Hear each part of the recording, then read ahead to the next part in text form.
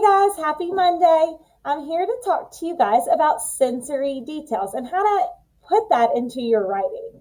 So, we use sensory details in our writing to help engage the reader in our five senses. We can use our sense of sound, sight, touch, smell, and taste. It's going to help the reader connect to the world you're creating in your writing. It spices up your writing. It makes it more engaging and interesting and vivid. It helps the reader really picture what's going on. So we can use these words to help us.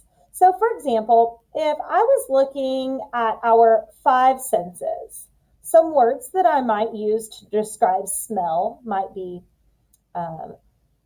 grotesque or homey. That's always a homey smell, or a clean smell.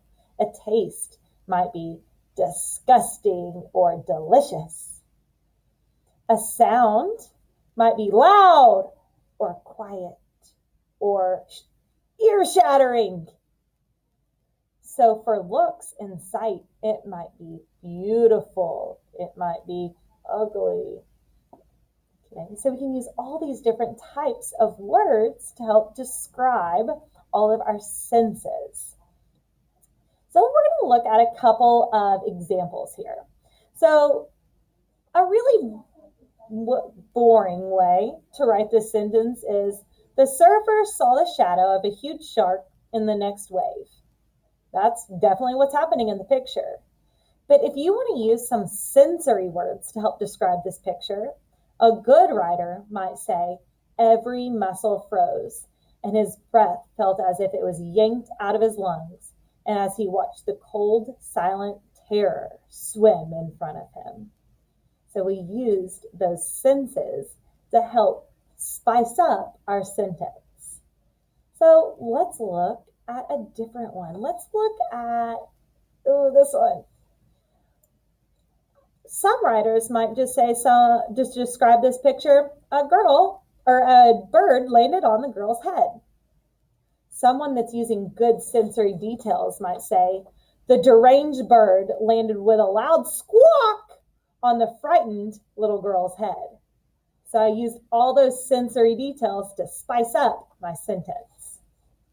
Let's look at another example. I'm trying to think of some senses that I would use to describe this one. Oh. So someone might say, the Sprite hit the girl in the face. That's kind of a boring sentence. How can I spice it up?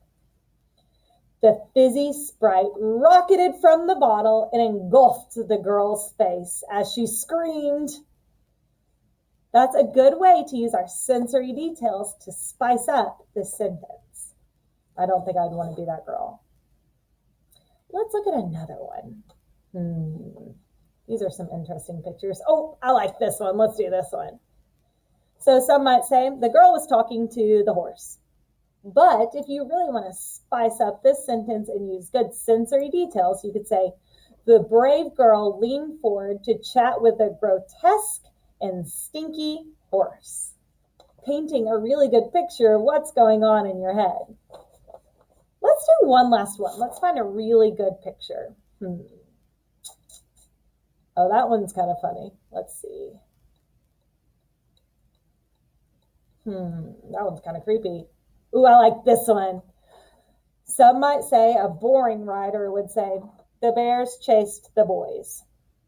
But using good sensory details, like I've said a million times, we could say, the cameramen quickly grabbed all of their things and ran for their lives as a terrifying bear chased after them. So we want to use good sensory details in our narrative to paint a good picture for our audience. What you're going to do today is you're going to think about everything that I've taught you about sensory details and how we use those to spice up a sentence. Make sure you go to our today's date, which is Monday, November 16th, and click on the assignment titled Sensory Words. And this paper is going to come up. Gives you some directions. It says write 2 descriptive words for each of the following senses.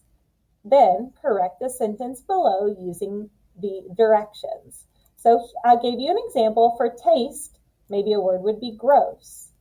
For smell would be sweet. Sound would be loud. For sight, it would be bright. And touch could be rough. I want you to come up with 2 more sensory words that you could use to describe sound and touch and sight. And then the other thing that you need to do is it says, here's the directions.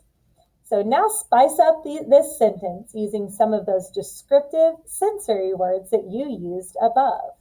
So our boring sentence is, my dog saw a light and chased it into the woods.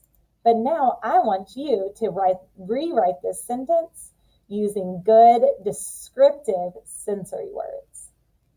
Alrighty, guys, I hope you enjoyed this writing video and have a great afternoon. Bye.